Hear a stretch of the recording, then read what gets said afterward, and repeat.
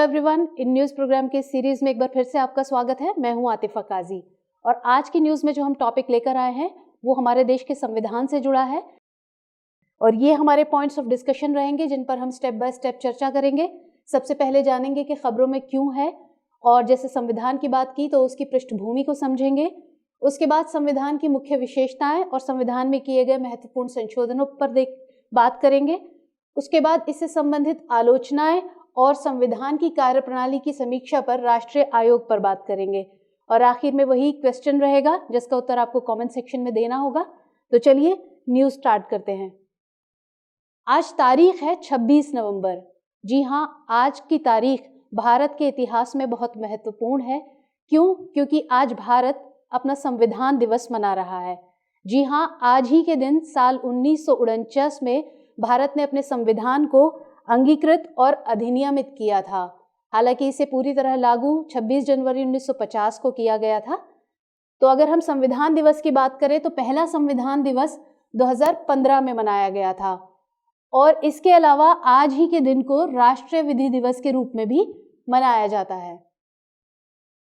अब हम थोड़ा सा डिस्कशन को आगे बढ़ाते हुए इसकी पृष्ठभूमि को थोड़ा समझ लेते हैं कि भारत का संविधान कैसे बना, उसका क्या प्रोसेस रहा, तो हम उसको थोड़ा सा एक नज़र डाल लेते हैं। हालांकि पृष्ठभूमि पर, भारतीय संविधान की पृष्ठभूमि को समझने से पहले हमें ये जानना ज़रूरी है कि आखिर संविधान होता क्या है। तो पहले हम उसे समझते हैं कि संविधान होता क्या है। दरअसल किसी भी देश का जो संविधान है वो उस देश का सबसे बड़ा और महत्वपूर्ण या बेसिक कानून होता है या सिद्धांत होता है, जिसमें कुछ अनुच्छेद होते हैं जो ये बताते हैं कि उस देश का स्वरूप कैसा होगा, लोकतांत्रिक होगा या कुछ और होगा, उस देश की राज्य व्यवस्था कैसी होगी, उस देश की सरकार का स्वरूप कैसा होगा, उसके पास कौन कौन सी शक्तियां होंगी और वो किस तरीके से काम करेगी। और इन्हीं सब के बीच एक शब्द निकल कर आता है संविधानवाद या कॉन्स्टिट्यूशनलिज्म। ये संविधानवाद निर्धारित करता है कि जो कॉन्स्टिट्यूशन है या जो संविधान है वो उस देश का सबसे बड़ा कानून होगा। यानी कि अगर देखा जाए तो संविधानवाद एक ऐसी सीमित सरकार की तरफ इशारा करता है जो सिर्फ संविधान के नियमों पर ही काम करती है। और अगर हम कुल मिलाकर बात करें, इसको संक्षेप में और सिंपली समझे तो संविधान जो है किसी भी देश की शासन व्यवस्था को चलाने का सबसे मुख्य और आधारभूत लिखित या अलिखित दस्तावेज होता है। अब हम इसकी पृष्ठभूमि को समझ लेते हैं, भारतीय संविधान की पृष्ठभूमि को। तो अगर भारतीय संविधान की पृष्ठभूमि को समझना है तो उसके लिए हमें सबसे पहले जो 1935 का भारत शासन अधिनियम है उस पर एक नज़र डालना इसलिए ज़रूरी है क्योंकि जो संविधान सभा थी उसने इस कानून को, जो 1935 का कानून है, संविधान बनाते हुए कुछ विषयों पर इसके कानून पर भी नज़र डाली थी और उस पर चर्चा की थी। तो इसलिए हमें इसको भी समझना बहुत ज़रूरी है। और अगर 1935 के इस कानून की बात करें तो इसे 1919 के भारत शासन अधिनियम के विरोध के बाद लाया गया था। अब हम इस अधिनियम यानी 1935 के भारत शासन अधिनियम के कुछ प्रावधान देख लेते हैं कि इसमें क्या क्या प्रावधान किए गए थे। तो सबसे पहला तो प्रांतों में जो द्वैध शासन की प्रणाली थी उसे समाप्त कर दिया गया था और उन्हें और स्वायत्तता दी गई थी। यानी कि जो द्वैध शासन है विषयों को दो भागों में बांट दिया गया था, एक संरक्षित जो कि गवर्नर के जिम्मे थे और दूसरा हस्तांतरित जो कि मंत्रियों के जिम्मे थे। और दूसरा, इसमें फेडरेशन ऑफ इंडिया की स्थापना की भी बात की गई थी, हालांकि इसे संविधान का हिस्सा नहीं माना गया था। और इसमें संघीय न्यायालय की स्थापना की भी बात की गई और सांप्रदायिक निर्वाचन क्षेत्रों को और बढ़ाया गया। और अब इसके बाद क्या हुआ कि जो वंचित वर्ग थे, महिलाएं और श्रमिक थे, वो भी इसमें शामिल हो गए। इसके अलावा जो 10% जनसंख्या थी उसको मतदान का अधिकार दिया गया। अब हम समझते हैं 1946 के बाद की प्रक्रिया, यानी उससे आगे की प्रक्रिया को समझते हैं। उसमें क्या था, 1946 में ब्रिटिश सरकार ने भारत को स्वतंत्रता देने का निर्णय लिया और इसके लिए कैबिनेट मिशन को भेजा गया। 9 दिसंबर 1946 को पहली बार संविधान सभा की बैठक हुई 9 दिसंबर 1946 को। 14 अगस्त 1947 को समितियों को गठित करने के लिए प्रस्ताव लाया गया और 29 अगस्त 1947 को प्रारूप समिति का गठन किया गया और B.R. अम्बेडकर इसके अध्यक्ष बने। Doctor B.R. अम्बेडकर इसके अध्यक्ष बनाए गए प्रारूप समिति के। और 26 नवंबर 1949 को भारत का संविधान जो था अडॉप्ट और एनेक्ट किया गया, यानी अधिनियमित और अंगीकृत किया गया। और 26 जनवरी 1950 को भारत का संविधान लागू हुआ। जैसे मैंने अभी बताया कि भारत का संविधान जो पूरी तरह से लागू हुआ वो 26 जनवरी 1950 को हुआ। हालांकि इसके जो कुछ अनुच्छेद थे वो 26 नवंबर 1949 से ही लागू मान लिए गए, यानी कि पूरी तरह जो लागू हुआ वो 26 जनवरी को, लेकिन कुछ अनुच्छेद इसके 26 नवंबर 1949 से ही लागू मान लिए गए थे। अब हम बात करें भारतीय संविधान की विशेषता की, तो भारत का संविधान जैसे आप सभी को पता है कि दुनिया का सबसे बड़ा लिखित संविधान है और इसका जो सबसे मुख्य भाग है वो है इसकी प्रस्तावना, यानी कि प्रेम्बल। ये इसका सबसे मुख्य भाग है और ये संविधान के उद्देश्यों को बताता है। जो प्रस्तावना है वो संविधान के उद्देश्यों को बताती है। और इस प्रस्तावना में क्या कहा गया है, इसमें भारत को एक संपूर्ण प्रभुत्व संपन्न समाजवादी पंथ निरपेक्ष लोकतंत्रात्मक गणराज्य घोषित किया गया है। अब यहाँ इस एक एक शब्द को समझना जरूरी है कि ये एक एक शब्द क्या कहता है, भारत को क्यों एक संपूर्ण प्रभुत्व संपन्न समाजवादी पंथ निरपेक्ष लोकतंत्रात्मक गणराज्य घोषित करता है। तो संपूर्ण प्रभुत्व संपन्न का मतलब है कि भारत अपने निर्णय लेने के लिए किसी भी देश पर के उसके प्रति बाध्य नहीं है, यानी कि उस पर किसी भी बाहरी शक्ति का दबाव नहीं है, यानी संपूर्ण प्रभुत्व संपन्न है वो। और समाजवादी से मतलब ये है कि जो देश के संसाधन हैं उनका राष्ट्रीयकरण किया जाए और वो निजी संपत्ति को कम किए जाने पर बल देता है। इसके बाद आता है पंथ निरपेक्ष। पंथ निरपेक्ष का मतलब है कि देश का कोई, राज्य का कोई धर्म नहीं होगा और वो सभी धर्मों यानी किसी भी धर्म या पंथ के उत्थान के विषय में भेदभाव नहीं करेगा, सबको बराबर समझेगा। उसके बाद लोकतंत्रात्मक गणराज्य, यानी भारत शासन की जो शक्ति है वो इसके नागरिकों में निहित है और सभी नागरिकों को वयस्क मताधिकार प्राप्त है।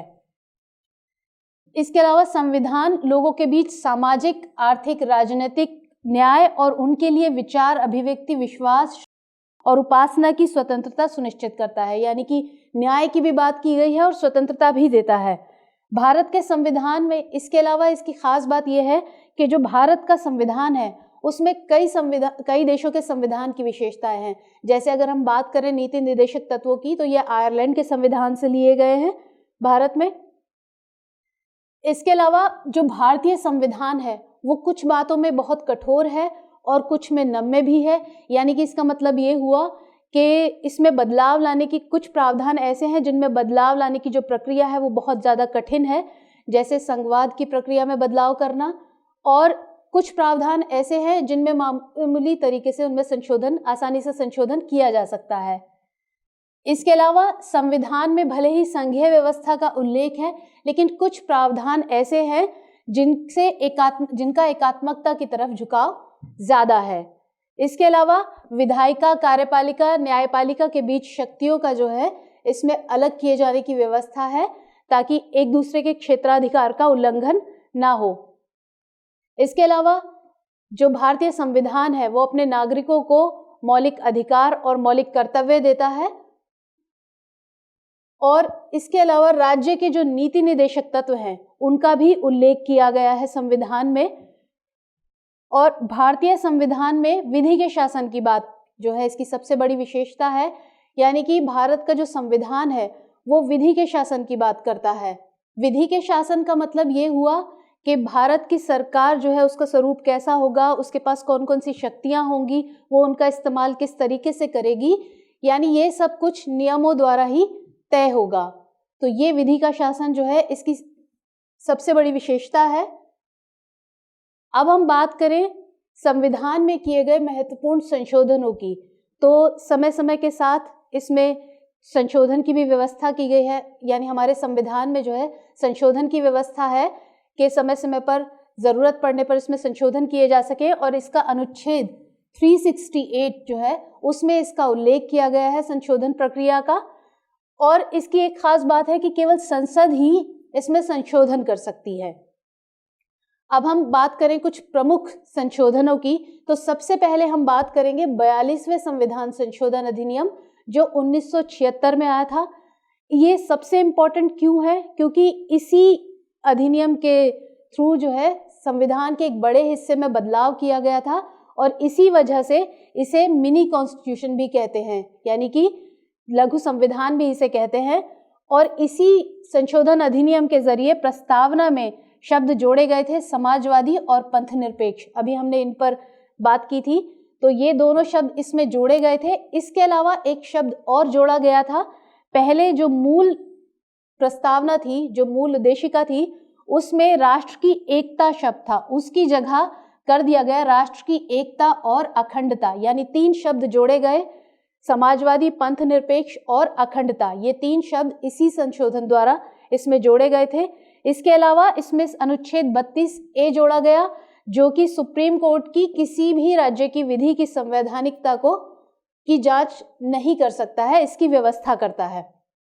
इसके अलावा हालांकि इसे 43वें संशोधन से हटा दिया गया था इस अनुच्छेद को। और अगर इसके बाद बात करें अनुच्छेद 39 से, तो ये अनुच्छेद भी इसी संशोधन के द्वारा जोड़ा गया जो कि समान न्याय और निःशुल्क विधिक सहायता देने की व्यवस्था करता है। इसके अलावा अनुच्छेद 48A ये संबंधित है पर्यावरण संरक्षण और उसके सुधार एवं वनों और वन्य जीवों की सुरक्षा से, ये इसका प्रावधान करता है। और इसी संशोधन के जरिए इसमें एक नया पाठ 4A और अनुच्छेद 51A जोड़ा गया जो कि मौलिक कर्तव्यों का जिक्र करता है। इसके अलावा लोकसभा का, इसी संशोधन के द्वारा लोकसभा का कार्यकाल जो था 5 साल से बढ़ाकर 6 साल कर दिया गया। हालांकि जो 44वां संशोधन था उसके द्वारा इसे फिर से 5 साल कर दिया गया था। और इसी संशोधन के जरिए आपात उपबंध जो है उनमें संशोधन किया गया था।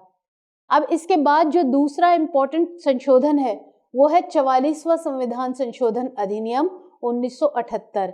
ये इसलिए इम्पोर्टेंट है क्योंकि इसमें ज़्यादातर जो किए गए थे बदलाव वो 42वें संशोधन के जरिए जो जोड़े गए थे प्रावधान, उन्हीं में बदलाव किया गया था या वो हटाए गए थे वो प्रावधान।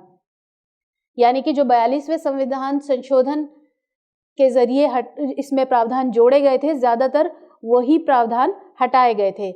और इसके बाद सबसे इम्पोर्टेंट बात कि इसमें संपत्ति का जो अधिकार था, मूल अधिकार था, उसे मूल अधिकार से हटाकर नए अनुच्छेद 300A के तहत इसे विधिक अधिकार का दर्जा दे दिया गया, विधिक का दर्जा दे दिया गया इसको। और इसके अलावा जो आपात उपबंध जो हमने अभी यहाँ देखा कि इस संशोधन के जरिए आपात उपबंधों में संशोधन किया गया था, उन्हीं में फिर से सुधार किया गया, उन बदलावों में सुधार किया गया इस संशोधन के जरिए। इसके अलावा 52वां संविधान संशोधन अधिनियम 1985 में हुआ जिसके तहत संविधान में 10वीं अनुसूची जोड़ी गई जिसे हम दल बदल विरोधी कानून के रूप में जानते हैं।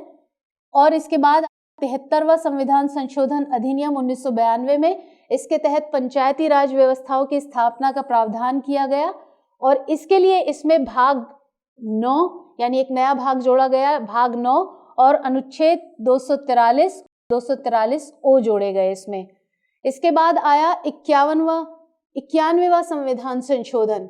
ये अनुच्छेद 75 में नया खंड 1A जोड़ा गया इसके तहत, यानी इसके तहत प्रधानमंत्री सहित मंत्रिमंडल में सदस्यों की संख्या जो थी लोकसभा के कुल सदस्यों की संख्या के 15% से ज्यादा नहीं किए जाने की व्यवस्था की गई। और अगर राज्य स्तर पर देखें तो इसमें जो ये संख्या थी, ये सदस्य संख्या थी, 12 से कम नहीं होगी, ये व्यवस्था की गई इसमें।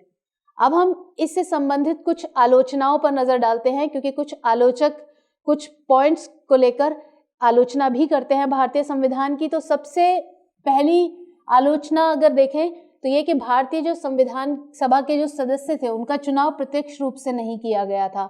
आलोचक इस पॉइंट को लेकर सबसे ज्यादा आलोचना करते हैं। और दूसरा ये कि आलोचकों का मानना है कि संविधान जो है, भारतीय संविधान, वो एक उधार का थैला है।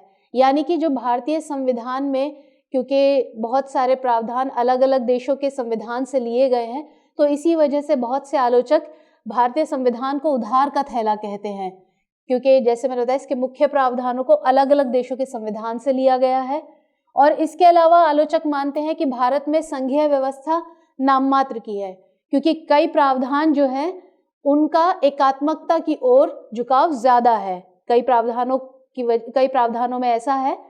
और इसके अलावा जो संविधान के ज्यादातर हिस्से हैं वो संसद विशेष बहुमत से ही बदल सकती है।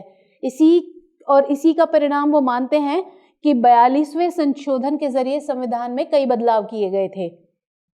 इसके अलावा संविधान के कार्यकलाप की समीक्षा और सुधार की सिफारिशों के लिए कोई संवैधानिक निकाय नहीं है। हालांकि इसके लिए 2000 में एक आयोग गठित किया गया था, लेकिन यह संवैधानिक नहीं था। अब हम बात करते हैं संविधान की कार्यप्रणाली की समीक्षा पर आयोग की। तो इसका गठन 2000 में किया गया था, यानी वर्ष 2000 में किया गया था, और इसने कुछ मुख्य सिफारिशें पेश की थी। इसके तहत अनुच्छेद 307 के तहत अंतर्राज्यीय व्यापार और वाणिज्य आयोग की स्थापना होनी चाहिए। दूसरा, राज्यपाल की नियुक्ति एक समिति द्वारा होनी चाहिए जिसमें प्रधानमंत्री, गृह मंत्री, लोकसभा स्पीकर और राज्य का मुख्यमंत्री शामिल हो। और तीसरी सिफारिश थी कि आपदा और आपातकाल को समवर्ती सूची में शामिल किया जाए।